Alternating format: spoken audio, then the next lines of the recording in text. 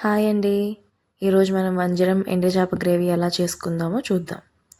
ముందుగా కట్ చేసిన ఎండుచేప పీసెస్ని వేడి నీళ్ళలో వేసుకుని బాగా క్లీన్ చేసుకోవాలి. తర్వాత దాన్ని నూనెలో వేసి బాగా ఫ్రై చేయాలి. ఫ్రై చేసిన పీసెస్ పక్కన పెట్టుకుని నెక్స్ట్ మనం ఆనియన్స్ వేసి ఫ్రై చేయాలి. నెక్స్ట్ మనం అల్లం వెల్లుల్లి పేస్ట్ వేసి పచ్చివాసన పోయేంత వరకు వేగించాలి. నెక్స్ట్ అందులో ఉప్పు, కారం, ధనియాల పొడి వేసుకుని బాగా వేగించాలి. తర్వాత మనం అందులో టొమాటో ప్యూరీ వేసి నూనె పైకి తేలేంత వరకు వేగించాలి. తర్వాత ముందుగా వేగించి పెట్టుకున్న ఎండు చేపల ముక్కలు వేసుకుని దానిలో వేసుకుని బాగా వేగించాలి.